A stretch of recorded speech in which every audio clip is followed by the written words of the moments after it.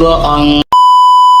Aku hanya memikirkan satu peraturan penting. Kenapa kau lakukan hari ini kalau kau bisa melakukannya besok? Hahaha. A few moments later.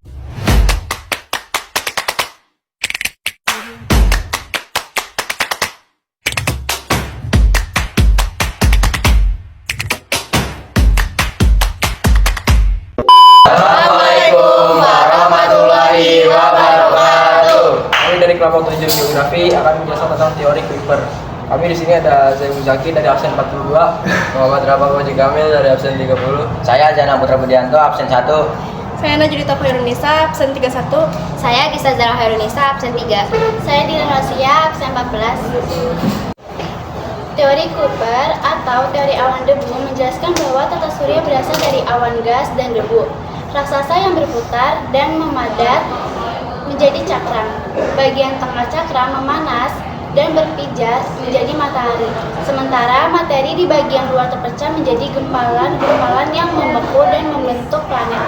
Kuiper juga mengemukakan teori sabuk Kuiper, yaitu wilayah di luar orbit Neptunus yang penuh dengan benda-benda es seperti komet dan Pluto yang terbukti benar melalui prediksi. Pada mulanya ada nebula besar terbentuk piringan cakram. Pusat piringan adalah protomatahari yang sangat panas. Adapun massa gas yang mengelilingi protomatahari adalah protoplanet. Protoplanet menjadi dingin, menguap dan mulai menggumpal menjadi planet. Teori awan debu. Awalnya awan gas dan debu tata surya bermula dari sumber awan besar yang terdiri dari gas, terutama hidrogen dan helium dan debu. Pusat awan memadat, awan ini berputar, menyebabkan partikel-partikel debu tertarik ke bagian tengah dan membentuk gumpalan bola. Pembentukan matahari, gumpalan di tengah terus memadat dan memanas, lalu menjadi pijar dan membentuk matahari. Pembentukan planet, bagian luar cakram yang berputar sangat cepat terpecah menjadi gumpalan-gumpalan yang lebih kecil. Gumpalan ini kemudian membeku dan menyatu membentuk planet-planet. Teori sabuk Kuiper.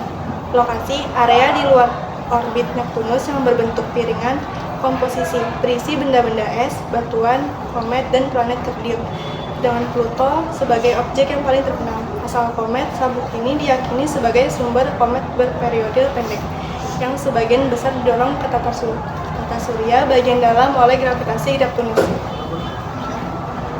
Pentingnya teori Kuiper memahami pembentukan tata surya. Teori ini memberikan kerangka untuk memahami bagaimana planet dan objek-objek lainnya terbentuk dari materi yang ada sejak awal tata surya.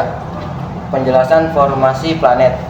Teori ini membantu menjelaskan proses pembentukan planet dari gumpalan gas dan debu, protoplanet, prediksi keberadaan sistem planet, prediksi Kuiper bahwa sebagian besar bintang mungkin memiliki sistem planet terbukti benar dengan penemuan banyak eksoplanet di tahun-tahun berikutnya. Kelebihan teori Kuiper yang juga dikenal sebagai teori awan debu adalah penjelasannya mengenai adanya nebula yang membentuk tata surya dan potensi terbentuknya planet atau bintang dari gumpalan-gumpalan tersebut.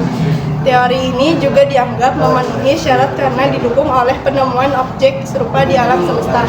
Meskipun ada beberapa kelemahan seperti penjelasan perbedaan arah orbit planet.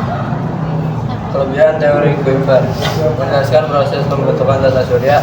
Teori ini menjelaskan bahwa tata surya terbentuk dari nebula besar yang awalnya terbentuk cakram datar di sekitar protomatahari.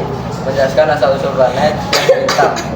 Gumpalan-gumpalan gas dari nebula tersebut kemudian saling bertabrakan dan memadat membentuk inti di bagian tengah dan gumpalan-gumpalan kecil di sekitarnya. Didukung bukti penemuan objek serupa. Teori ini didukung oleh penemuan objek-objek serupa di alam semesta, yaitu awan, gas yang mirip nebula yang menjelaskan pembentukan tata surya. Diakui secara luas, teori ini menjadi salah satu teori yang paling banyak diterima oleh para ilmuwan karena dianggap memenuhi syarat-syarat yang ada di dalam dan di luar tata surya. Kelemahan teori Kuiper adalah tidak mampu menjelaskan mengapa ada perbedaan arah orbit beberapa planet dan tidak menjelaskan asal mula debu awan yang menjadi bahan baku pembentukan tata surya. Selain itu, teori ini juga tidak menjelaskan secara rinci mengenai alasan satelit yang lebih kecil tidak tersedot oleh planet induknya saat terjadi proses kilinan atau turbulensi di tepi cakram. Kelemahan teori Kuiper, arah orbit planet yang berbeda-beda. Teori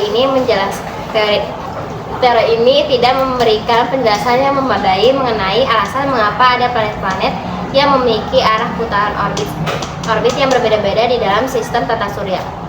Asal mula debu awan tidak dijelaskan secara tuntas mengenai asal-usul dari debu awan yang menjadi bahan dasar pembentukan tata surya menurut teori ini. Nasib satelit kecil. Teori ini gagal menjelaskan mengapa satelit yang ukurannya lebih kecil dari planet induknya tidak ikut tersedot oleh gaya tarik planet saat proses turbulensi atau pilihan yang terjadi di luar atau tepi cakram terjadi. Wassalamualaikum warahmatullahi wabarakatuh.